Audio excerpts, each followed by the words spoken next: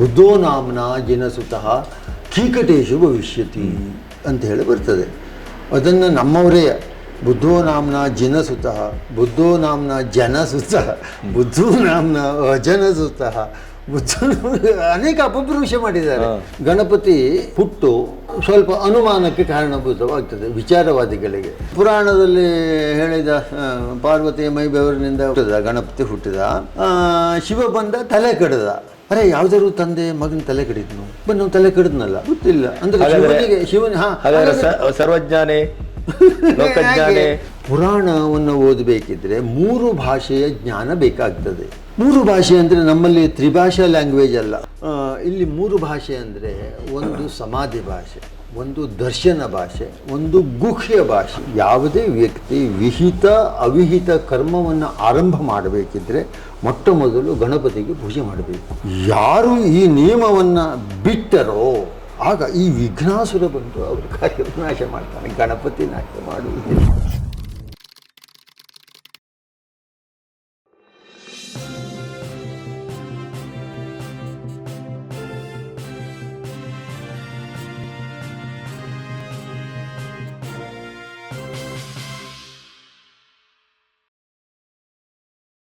ಈಗ ನಮ್ಮಲ್ಲಿ ಅವಾಗ ಕೇಳಿದ ಪ್ರಶ್ನೆ ಮತ್ತೊಮ್ಮೆ ನಿಮ್ಮ ಹತ್ರ ಕೇಳಬೇಕು. ಶರಣಂ ಗಚ್ಚಾಮಿ ಬುದ್ಧ ಅವತಾರ ಬುದ್ಧನೋ ಅಥವಾ ಪುರಾಣದ ಬುದ್ಧ ಬೇರೆ ಬುದ್ಧ ಇದ್ದಾನೋ? ಇಲ್ಲ, ಎಲ್ಲ ಬುದ್ಧನೂ ಒಂದೇ. ನಾವು ತಿಳ್ಕೊಂಡಿದ್ದೇವೆ ಅದನ್ನು.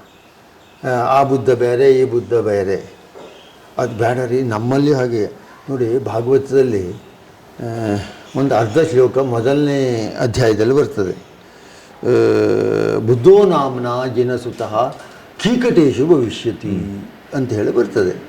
ಅದನ್ನು ನಮ್ಮವರೇ ಬುದ್ಧೋ ನಾಮ್ನ ಜಿನಸುತಃ, ಬುದ್ಧೋ ನಾಮ್ನ ಜನಸುತಃ, ಬುದ್ಧೋ ನಾಮ್ನ ಅಜನಸುತಃ, ಬುದ್ಧ ಅನೇಕ ಅಪಭ್ರಂಶ ಮಾಡಿದ್ದಾರೆ. ತಿಳಿಯುತ್ತೆ. ಮೂಲ ಯಾವುದು? ಬುದ್ಧೋ ನಾಮ್ನ ಜಿನಸುತಃ. ಜಿನ ಅಂದರೆ ಇಂದ್ರಿಯವನ್ನು ಗೆದ್ದವ ಅಂತ ಅರ್ಥ.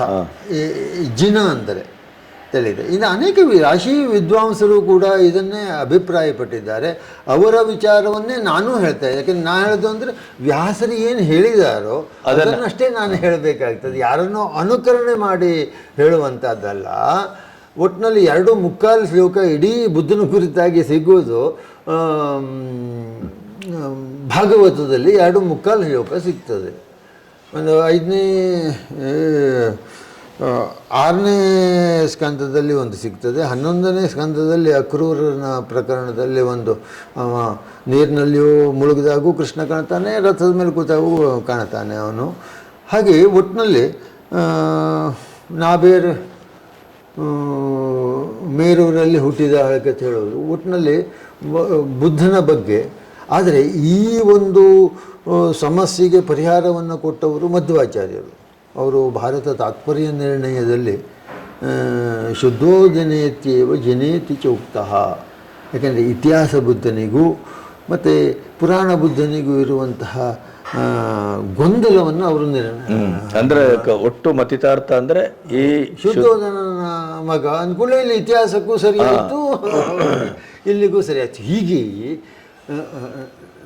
ನಾವು ತಿಳ್ಕೊಳ್ಳುವಂತಹ ನಾವು ಯಾವ ದೃಷ್ಟಿಯಿಂದ ನೋಡ್ತೇವೆ ಒಂದು ವಿಷಯವನ್ನು, ಒಳ್ಳೆಯ ದೃಷ್ಟಿಯಿಂದ ನೋಡಿದ್ರೆ ಧರ್ಮರಾಯ ಮತ್ತು ಈ ದುರ್ಯೋಧನ ಪ್ರಶ್ನೆ ಅದು ಅಲ್ವಾ.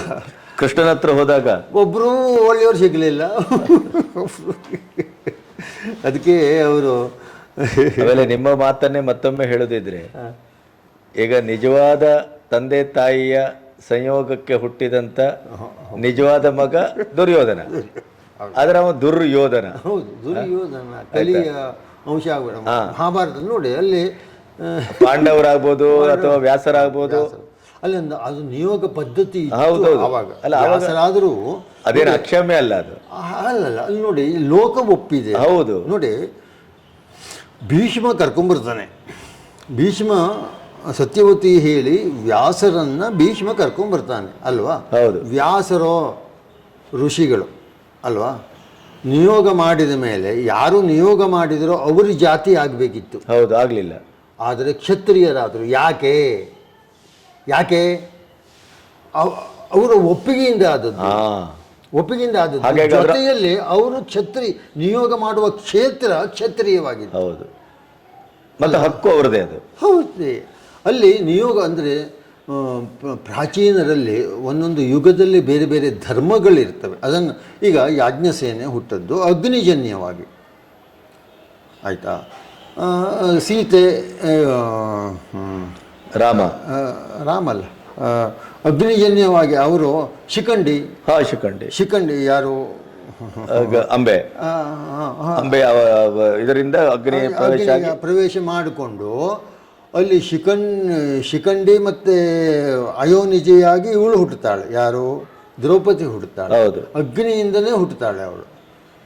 ದ್ರೌಪದಿ ಒಂದೇ ಹುಟ್ಟುವುದು ಅಲ್ಲಿ ಅಗ್ನಿಜನ್ಯವಾಗಿ. ಆ ನಂತರದಲ್ಲಿ ಪಾಯಸಜನ್ಯ, ರಾಮಾಯಣಾದಿಗಳೆಲ್ಲವೂ ಪಾಯಸದ ಮೂಲಕವಾಗಿ ವರವನ್ನು ಕೊಡುವುದು. ಇನ್ನು ಗಣಪತಿಯ ವಿಚಾರದಲ್ಲಿ ನೋಡುವುದಿದ್ದರೆ ಅಲ್ಲಿ ಒಂದು ಅನುಮಾನ ಬರ್ತದೆ.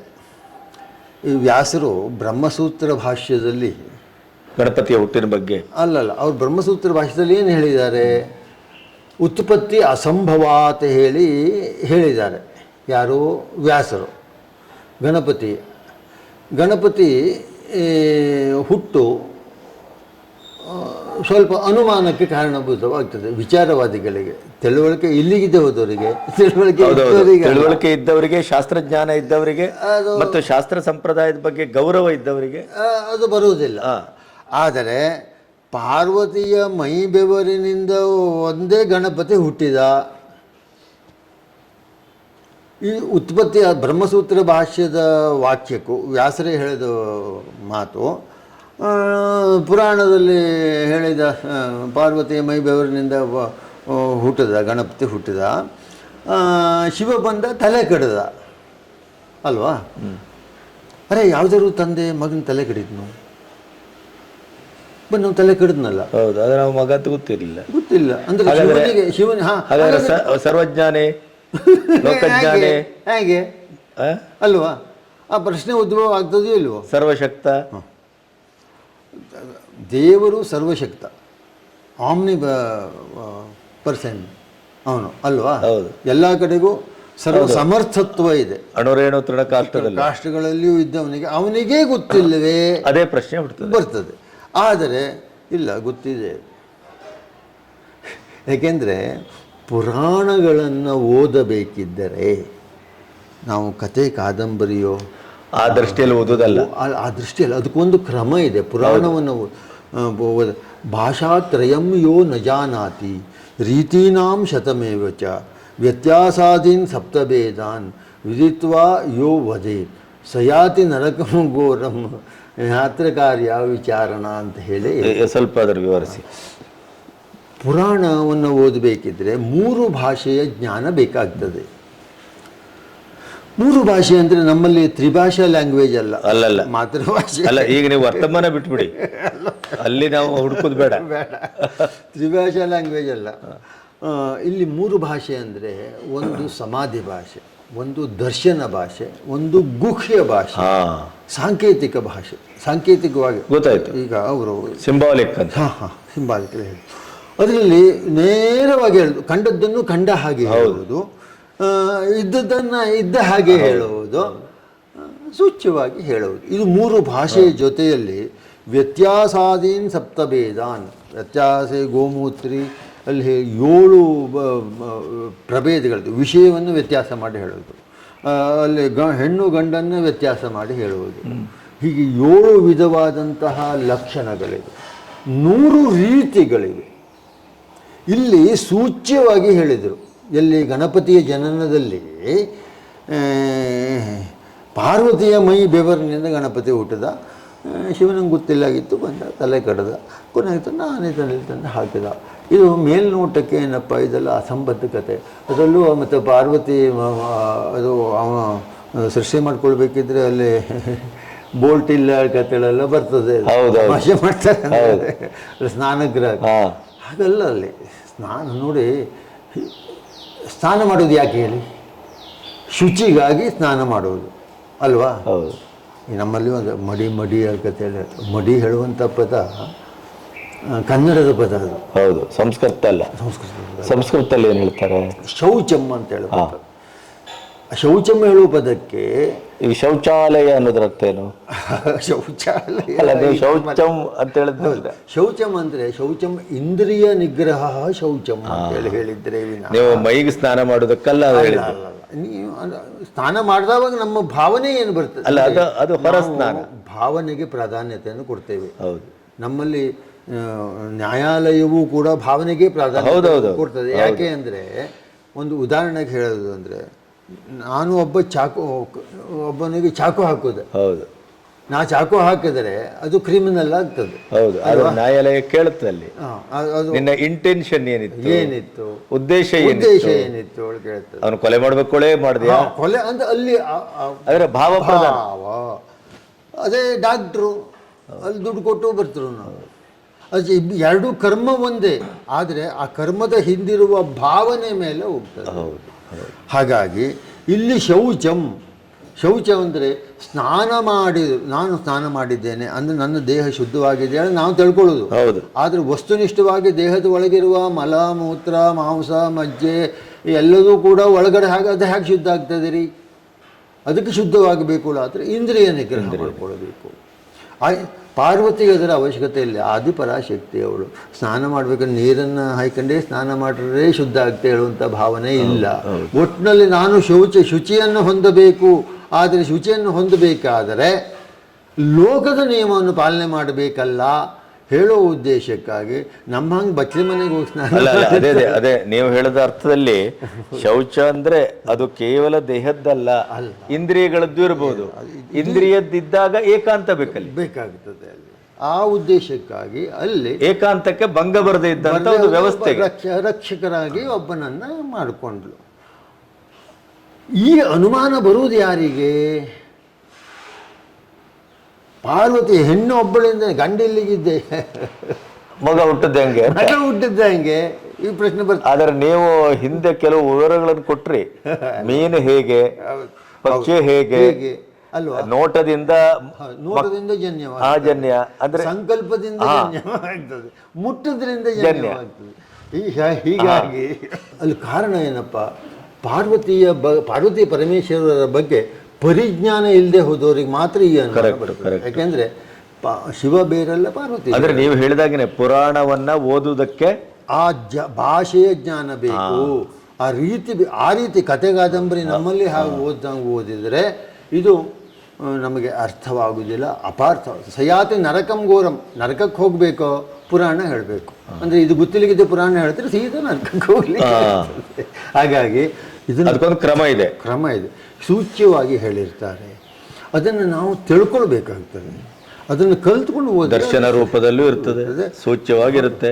ಕಂಡಾಗ ಬೇರೆ, ಇದ್ದಂಗೆ ಹೇಳೋದು ಬೇರೆ, ಕಂಡಂಗೆ ಹೇಳೋದು ಬೇರೆ, ಸೂಚ್ಯವಾಗಿ ಹೇಳೋದು, ಇದೆಲ್ಲವೂ ಭಿನ್ನವಾಗಿ ಇದ್ದಿರ್ತದೆ. ಹೀಗೆ ಪಾರ್ವತಿ ಪರಮೇಶ್ವರ ಅರ್ಧನಾರೀಶ್ವರ ಪಾರ್ವತಿಯಿಂದ. ಹಾಗಾದರೆ ತಲೆ ಯಾಕೆ ಕಡ್ದಾಳು ಪ್ರಶ್ನೆ ಬರ್ತದೆ. ಅಲ್ಲಿ ಶಾಪ ಇತ್ತು ಅವನಿಗೆ, ಕಶ್ಯಪರು ಶಾಪವನ್ನು ಕೊಟ್ಟಿದ್ದರು. ಯಾಕೆಂದರೆ ಮಾಲಿ ಸುಮಾಲಿ ಹೇಳುವಂಥ ರಾಕ್ಷಸರು ಶಿವನ ಭಕ್ತರಾಗಿದ್ದು ಸೂರ್ಯನಿಂದ ನಾಶವಾಗ್ತಾರೆ. ಶಿವನೇ ಬಂದು ಸೂರ್ಯನನ್ನು ನಾಶ ಮಾಡಿದರೆ ಕಶ್ಯಪರು ಪ್ರಜಾಪತಿಯಾಗಿದ್ದರು, ಶಾಪವನ್ನು ಕೊಡ್ತಾರೆ. ಅವರು ನಿನಗೆ ಮಕ್ಕಳ ಅಗಲುವಿಕೆಯ ದುಃಖದ ಅನುಭವವಾಗಬೇಕು ಆದರೆ ನಿನ್ನ ಕೈಯಿಂದಲೇ ನಿನ್ನ ಮಗನ ವಧೆ ಆಗಬೇಕು ಅಂತ ಶಾಪವನ್ನು ಕೊಟ್ಟಿರ್ತಾರೆ. ಅದು ಭಗವಂತನಿಗೆ ಗೊತ್ತಿರ್ತದೆ, ಸರ್ವ ಸಮರ್ಥನಿಗೆ ಗೊತ್ತಿರ್ತದೆ. ಆದರೆ ಆಗಲೇಬೇಕಲ್ಲ ಅದು. ಆ ಶಾಪವನ್ನು ಲೋಕದ ಕಣ್ಣಲ್ಲಿ ತೋರಿಸಿಕೊಳ್ಳುವ ಉದ್ದೇಶಕ್ಕಾಗಿ ಶಿವ ಏನು ಮಾಡ್ತಾನೆ, ತಲೆಯನ್ನು ಕಡಿತಾನೆ. ಮತ್ತು ಪುನಃ ಜೀವವನ್ನು ಗಣಪತಿಯ ಹುಟ್ಟೇ ಹಾಗೆ. ಗಣಪತಿ ಹೇಗೆ ಅದೇ ಓಂಕಾರ ರೂಪಿ ಭಗವಾನ್ ಯೋ ವೇದಾದವೂ ಪ್ರತಿಷ್ಠಿತ. ವೇದದ ಆದಿಯಲ್ಲಿಯೇ ಗಣಪತಿ ಮುಹೂರ್ತ ರೂಪದಲ್ಲಿ ಇಲ್ಲವಾಗಿತ್ತು. ಅಲ್ಲಿ ಅವ ಕೇಳ್ಕೊಂಡ, ಯಾರು? ಮಯೂರೇಶ್ವರ ಕ್ಷೇತ್ರ ಮಹಾತ್ಮೆಯಲ್ಲಿ ಶಿವ ಕೇಳ್ಕೊಳ್ತಾನೆ, ಧ್ಯಾನಮ್ಮೇ ಮನಸ್ಸಮೇ ಜಾತಃ ಪುತ್ರತ್ವಂ ಪಾಲೇ ಪ್ರಭೋ ಅಂತ ಹೇಳಿ ಶಿವ ಕೇಳ್ಕೊಳ್ತಾನೆ. ಆ ಉದ್ದೇಶಕ್ಕಾಗಿ ಗಣಪತಿ ಶಿವಪಾರ್ವತಿಯರ ಮಗನಾಗಿ ಹುಟ್ಟಲಿಕ್ಕೆ ನಿರ್ಧಾರ ಮಾಡ್ತಾನೆ. ಅದಕ್ಕೆ ಸರಿಯಾಗಿ ಕ್ರೌಂಚ ಹೇಳುವಂಥ ಗಂಧರ್ವ ಬ್ರಹ್ಮನನ್ನು ಕುರಿತು ಗೌತಮ ಮಹರ್ಷಿಗೆ, ವಾಮದೇವ ಮಹರ್ಷಿಗೆ ಅಪಮಾನವನ್ನು ಮಾಡ್ತಾನೆ. ಈ ಕ್ರೌಂಚ ಹೇಳುವ ಗಂಧರ್ವ ದೇವಲೋಕಕ್ಕೆ ಬೃಹಸ್ಪತಿ ಆಚಾರ್ಯ ನೋಡ್ಲಿಕ್ಕೆ ಹೋದವಾಗ, ಆಗ ನೀನು ಮೂಷಿಕನಾಗುವಳು ಶಾಪವನ್ನು ಕೊಟ್ಟರೆ, ಮೂಷಿಕಾಸುರನಾಗಿ ಹುಟ್ಟಿದಂತಹ ಕ್ರೌಂಚ ಹೇಳುವಂಥ ಗಂಧರ್ವ ಬ್ರಹ್ಮನನ್ನು ಕುರಿತು ತಪಸ್ಸು ಮಾಡ್ತಾನೆ. ನನಗೆ ಮರಣ ಬರಬಾರದುಗಳು ಕೇಳ್ತಾನೆ. ಭೂಲೋಕದ ನಿಯಮ ಹಾಗಿಲ್ಲ, ಮರಣ ಬರುವಲ್ಲಿ ಏನಾದ್ರು ರಿಯಾಯಿತಿ ಕೇಳ್ಕೊ ಅಂದರೆ, ನನ್ನನ್ನು ಮರ್ತಿಸುವ ಭೂಲೋಕದಲ್ಲಿ ಅಥವಾ ಈ ಲೋಕದಲ್ಲಿ ಗೊತ್ತಾಯ್ತು ಹುಟ್ಟೋದಿದ್ರೆ ಅಯೋನಿಜನಾಗಿ ಹುಟ್ಟಬೇಕು. ಅಯೋನಿಜನಾಗಿ ಹುಟ್ಟಿದರೆ ಸಾಕಬಾರ್ದು. ಯಾಕಂದರೆ ಈ ಲೋಕಕ್ಕೆ ಬರುವುದು ಅಂಡಜ, ಉದ್ವಿಜ, ಸ್ವೇದಜ, ಗರ್ಭಜ, 4 ವಿಧದಲ್ಲಿ ಬರುವಿಕೆ, ಹೋಗೋದು ಒಂದೇ ವಿಧದಲ್ಲಿ. ಯೋನಿಯಿಂದ ಹುಟ್ಟಬಾರ್ದು, ಅಸಂಭವವಾದ ವರ ಇದು.